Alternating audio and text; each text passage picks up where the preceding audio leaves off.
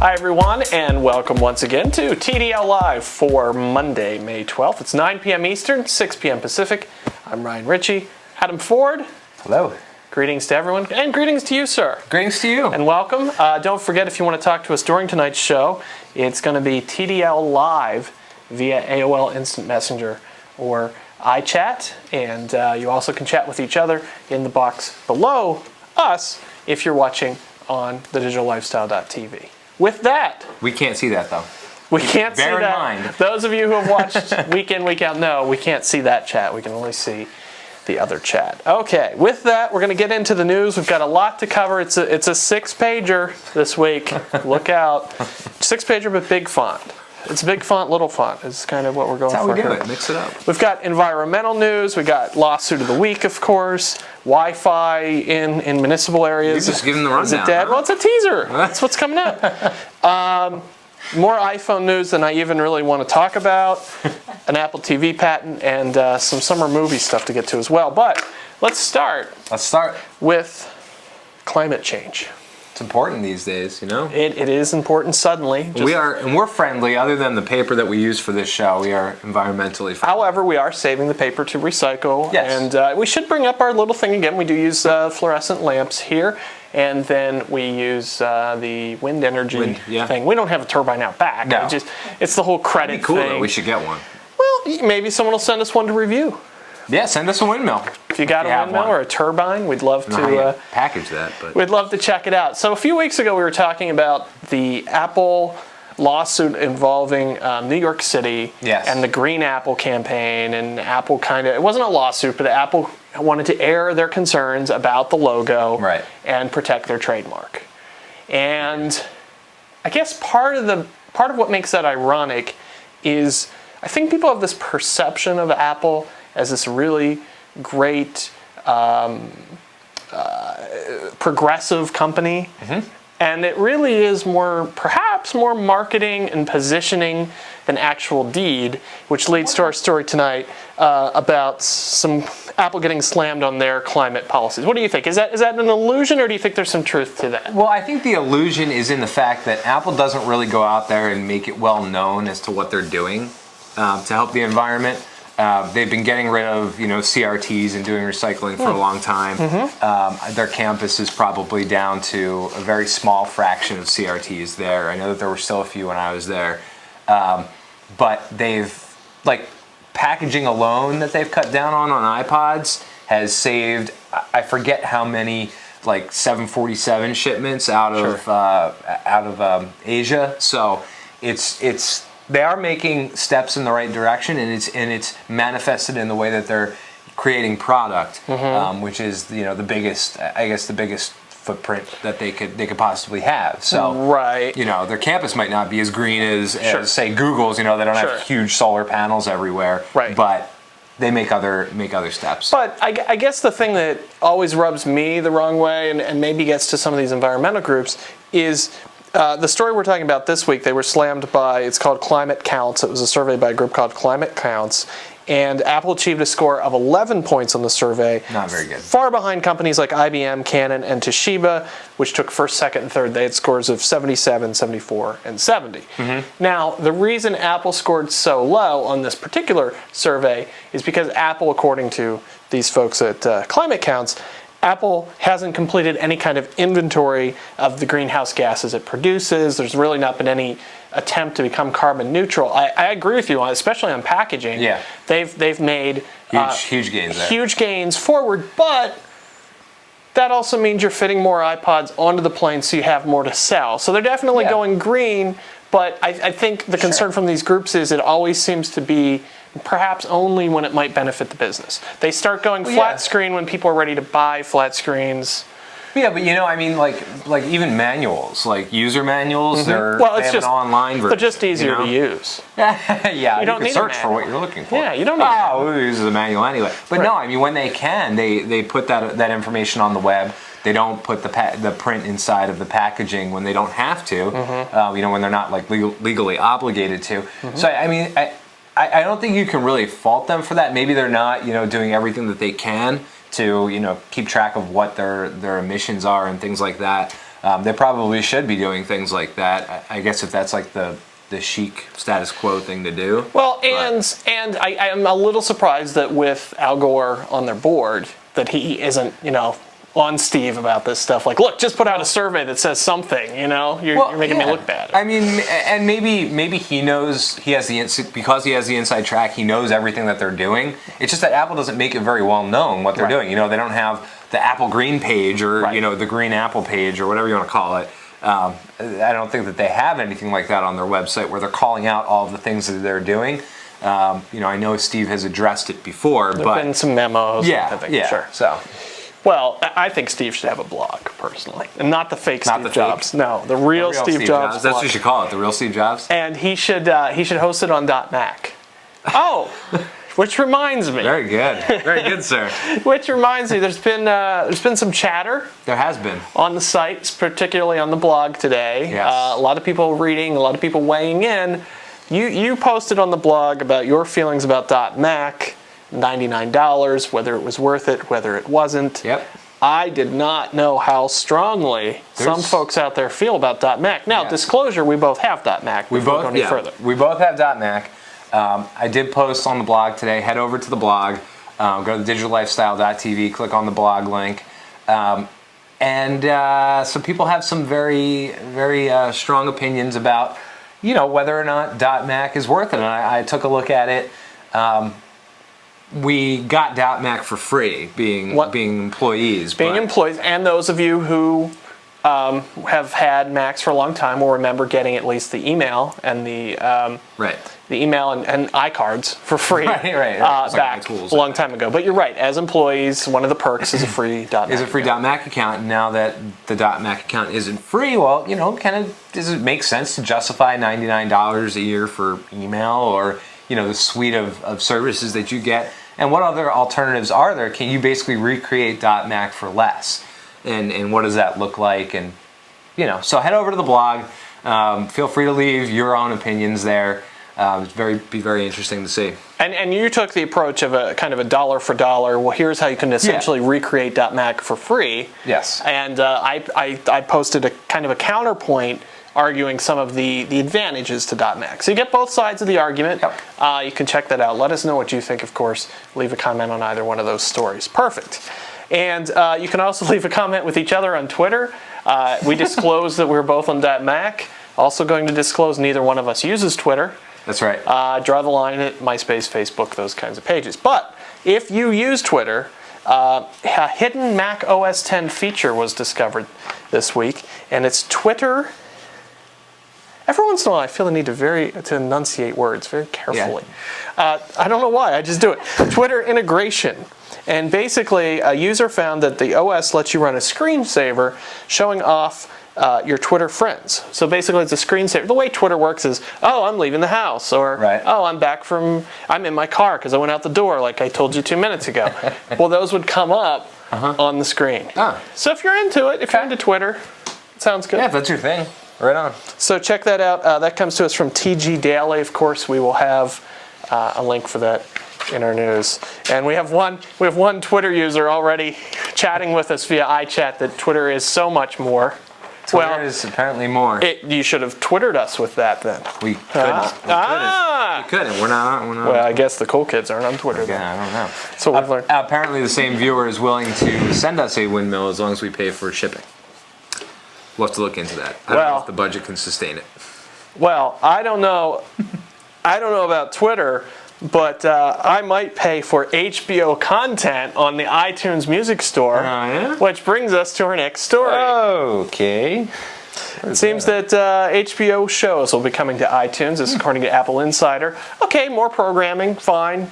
Another notch in Apple's belt, but the little side story here that's more interesting, HBO is a premium channel. And the rumor is, we don't know for sure yet, but it seems that they've been able to negotiate with Apple a higher price point for their shows. Now, of course, Apple's been very steadfast in saying $1.99, that's what it is. Yeah. NBC, take your ball, go home. Right. $1.99, take it or leave it. I don't understand it. It'll be very interesting to see if this happens. They've made a point to say we are not going to deviate from our pricing structure. we're Apple. We always control our pricing. We've told our consumers that they're going to pay $199 for TV shows. And that's the way it's going to be. So I don't quite. I don't know. I'm a little skeptical. I'm not going to lie. I mean, it would be great to have HBO content there. I would love to see Entourage on iTunes, but I don't know. Well, I don't. I'm wondering how many people, unless it's the live events, then it's the old. We've talked about, will cable disappear? Do you still need HBO? If there's 2 or 3 shows that you really like on HBO, and you're willing to pay for them on iTunes, is it really worth having the premium channel? For example, I'm a big Flight of the Conchords fan, so if that show comes back on, it's available on here. I don't currently have HBO. I would maybe consider getting it just for that show, but no way. I'll just buy the shows. Well, no, I mean that goes back to how good is Apple TV, and is it good enough to replace regular TV? And what happens if it gets live sporting events? The live content really is. That's gonna. Yeah, I mean, once they figure that out, or everything just starts caching and you can start playing it whenever, it's just gonna have the volume of sporting events on it. I mean, hold on a second. Let's not shortchange ourselves here. Okay. We would also be great live on an Apple TV. Oh yeah. And we could even play a sport if we had to. We could try to figure that out. So HBO shows, and side note, might have more about this next week. NBC is kind of coming back, tail between the legs. The NBC shows are showing up on the UK, iTunes UK, and so the thought is that they will be back in the US shortly. At the same price? Who knows? We'll see. See what happens. So they're probably going to, my guess is there'll be 2 tiers of prices. This whole iTunes thing is just... Well, I think what they're realizing is what's the deal with all of this? I mean, why now? Like, why is everything like? Because I think it's behind where they want it to be in terms of video. And that's no doubt. And I think this is just fine. If this is what it takes to get the content, fine. I think the reality is that people don't want to pay this much for the content. I would agree. I think that's the secret. I think more content at a higher price point isn't going to help. Make the movies $7.99, $9.99, and then maybe you'll sell movies at least.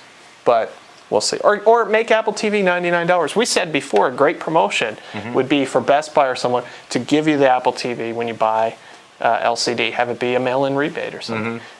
I smell another blog entry. All right. Hey, let's get to some pointless iPhone news. Let's do it. iPhone 2.0 Beta 5 apparently shows... Did you catch all that? Did you write it down? Apparently shows a switch, an on-off switch, slider switch on the screen, touch screen, not an actual physical switch, to switch 3G... Throw the lever? To switch 3G on and off. Wait a minute. Whoa. This must mean the next iPhone's going to have 3G. Stop. You're out of control. You heard it here. No. The next iPhone, apparently, if this is true, it will have 3G. Moving on. Well, let's just get all the iPhone news out of the way, because it's enough already. It bothers me at this point. We know it's coming. We know it has 3G. Steve will probably announce it at WWDC. It'll probably ship later that month. When it is? June 9th or 10th, but I'm not sure. But the countdown widget is on the homepage. That's right. But the point is the digitallifestyle.tv, it's down in the bottom, click on countdown widget, and you too will know when Steve's keynote is. Give or take a day. Yeah. I'm told the programmer didn't quite know what time Steve was going on stage, so it's an approximation. It's based on your local time, so it's going to differ by up to 12 hours. But anyway. The other iPhone news is that now the cool thing to do is every time a new country might be getting the iPhone, everybody has to know. Yeah, it's very important. It's very important. That everyone knows. Where is it now? Well, I think we're at 35 territories. Right? I may have run out of ink before I printed that page. 35 territories. 35, yes. By countries/territories by the end of the year will have the iPhone. Now, I joke about it just because everybody acts like this is breaking news and it's important that it's going to be in Australia and Italy and all this. It is important in so much as I think it affects... Australia later this year. Thank you. So the Aussies can have it. I think it affects the stockholders. It's good to know how widely available the product's going to be. No, without a doubt. I mean, it certainly is important. I mean, the international plan has always been important for Apple.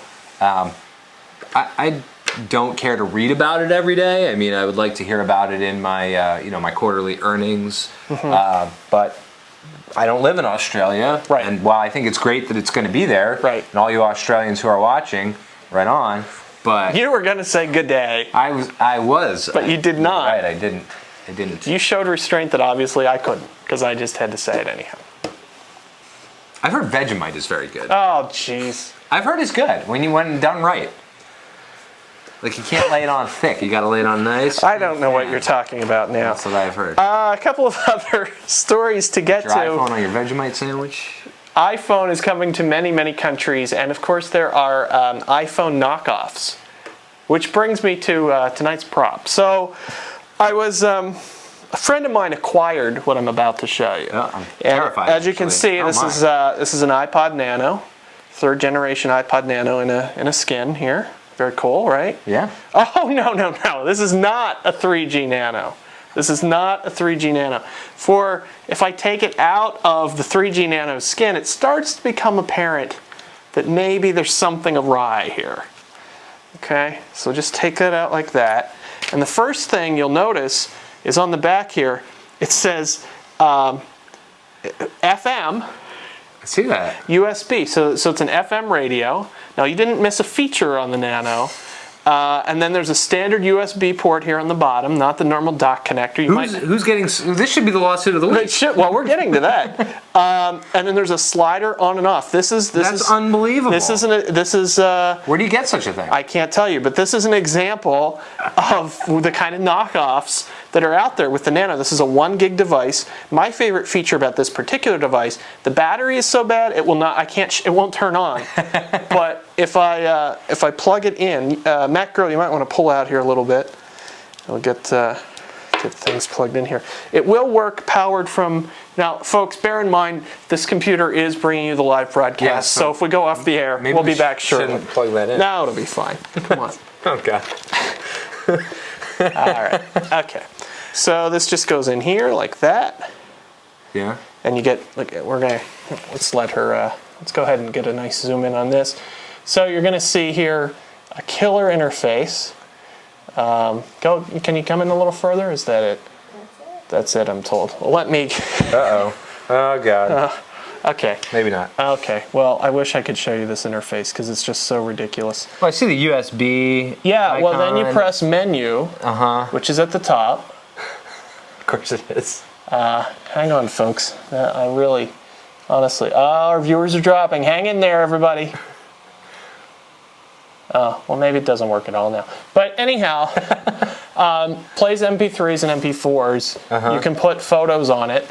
And the FM radio actually sounds pretty good. So if you wanted a pocket FM radio and you were always going to carry your laptop and could have this thing connected to it at all times. That's absurd. You could listen to FM radio on this little 1 gig device. But it's just so blatantly. Someone's getting sued. It's such a ripoff. It is. That's all it is a ripoff. But the screen, you can't tell online, but the screen resolution is horrible compared. And then it's a square screen within the wide cutout of the normal thing. So that's funny. Just wanted to share that with everyone. Wow. Be careful. If someone tries to give you an iPod, make sure it's the real thing. Oh, there it is. Now there's the Now interface. it works. Oh. Oh, now it's gone because the battery's dead. So, all right. Anyhow, get that out of here. Let's move on. Let's do it. Hey, you're right. That is kind of a lawsuit of the week thing. So we have some announcements about lawsuit of the week. The feature. Go. It's all yours.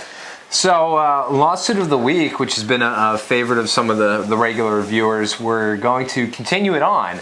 It's going to we have a new contributor, a law student, a lovely young lady who's going to be providing Lawsuit of the Week every week.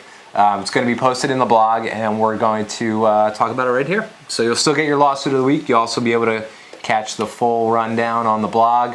And written by a law student herself. That's right. So she'll be writing that. It'll be on the blog. Then Adam will talk about it here. She's basically preparing your legal briefs. That's right. That's right. So tonight's lawsuit of the week, we thought we'd kick it off. Why not have 2 lawsuits of the week? Wow. First of all, those of you watching in Canada, you're getting back some loonies. Is that right? Yeah. Yes, I'm told. Yes, loonies. By the way, legal briefs.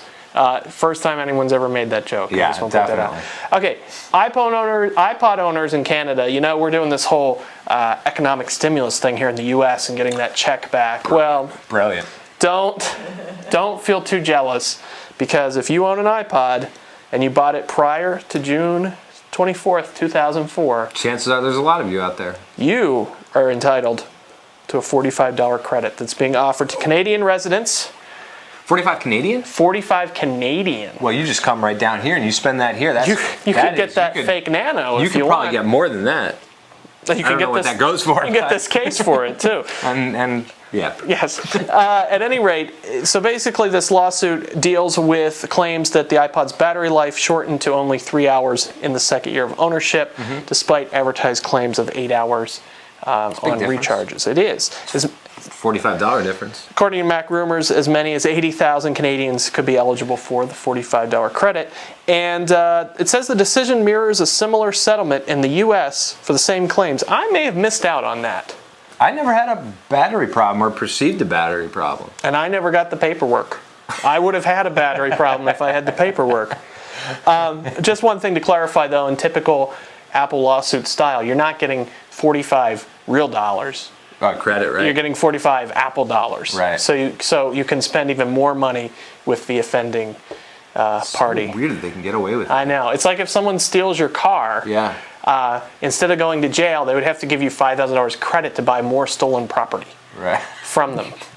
Okay. Doesn't make any sense. Doesn't make any sense. What's the other lawsuit? You got another lawsuit for us? Yeah, we do have another lawsuit. Where is it? So the Mac users with the power adapters that caught on fire. Tell us a little more about this. Okay, well, about 2.3 million of you out there had faulty and dangerous replacement power adapters made for the PowerBook and iBook computers. 2001, Apple recalled approximately 570,000 65-watt power adapters made for PowerBook and iBook because of numerous reports of overheating. Okay. So these things blew up. But Apple, once something's happened, they learn their lesson. They don't make the same mistake twice. Wrong. Wrong you are, sir. Okay. August 2006, another class action lawsuit against 65-watt power adapters. Burnt out, yada yada, things blowing up.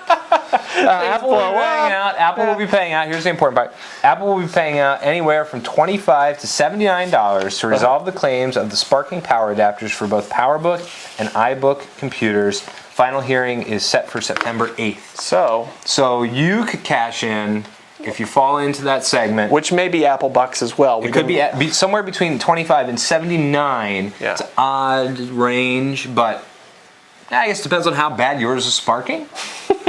I don't know. How do you judge that? You're like, oh, yours is worse. Who knows? You just go in and tell the story. Serial number. It may very well. Serial number scam. We're having so much fun pretending it was so much it sparked. Why'd you have to ruin that? Hey, I hope this tested well, this throwing the papers on the ground. I'm enjoying it. So let us know what you think. I'm enjoying it. Summer's here. I don't know if you got the bulletin. I don't think very chilly in the Northeast. Got the bulletin on that one. Very chilly in the Northeast, but summer's here, and that means summer movies are right around the corner. They are. Anything on your radar? Anything you want to see coming up? There were a few things, but my memory's not so good these days. Oh, I'm sorry. I know, it's really terrible. Okay. No, there were a few previews, and I went to see Iron Man, and there were a few previews that looked very promising, and I don't really recall any of the names of them. Okay, well that's not important. When they do the previews, it's just so you're excited. And and I'm sure if I see it again, I'll be like, oh, I saw the preview for that. That looked good. I should go see that. On my calendar, I got Indiana Jones, which we're hearing bad reviews about. I'll still go. So I'll probably still go. Yeah. Sure. We got Wall-E coming up from Pixar. Yes, I'm excited about that. And that's actually what I want to talk about, because Pixar, Steve Jobs, owner. Yep. Pixar now with Disney. Disney Pixar. Steve is the single largest shareholder, I believe, currently. Well, here's the deal. So they're putting WALL-E together. Right. WALL-E's a cute little robot, and he goes around and he's dealing with man's garbage on the planet. But he has a little companion robot that comes to see him. I did not see this in the preview. Spoiler alert. He has, there's a white robot that comes to see him. Oh. Her name is Eve. I see robotlets in the future. Yeah. Anyway. I thought we had a soundtrack, a laugh track for that. I was just letting it go down. Okay.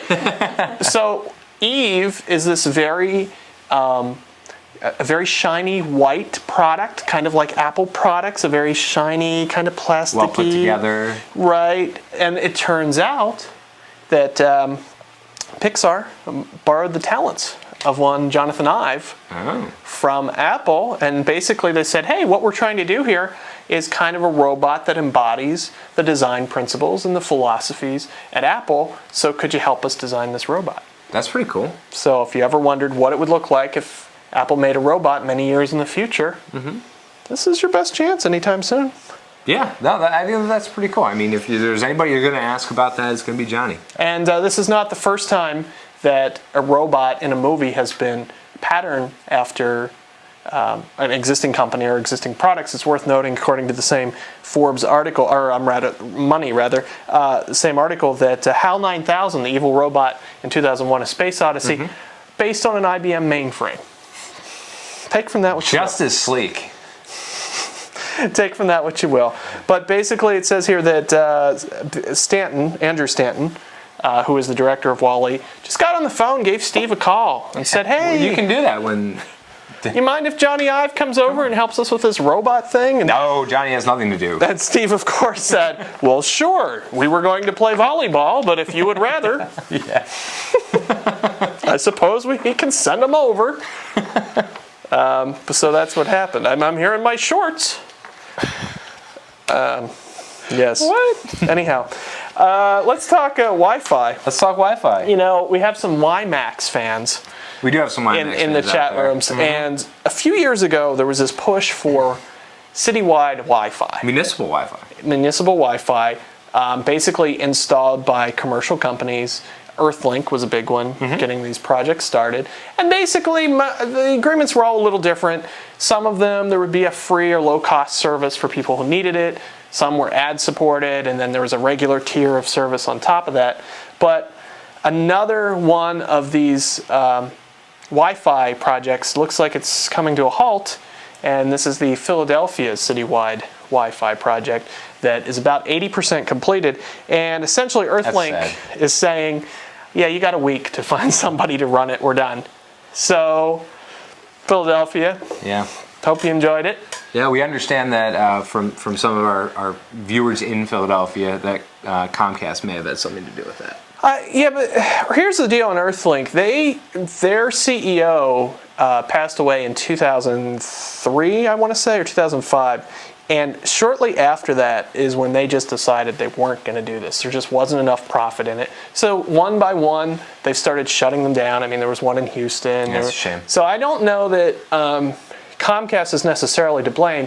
At the same point, I don't think Comcast will be shedding any tears over this. No, certainly not.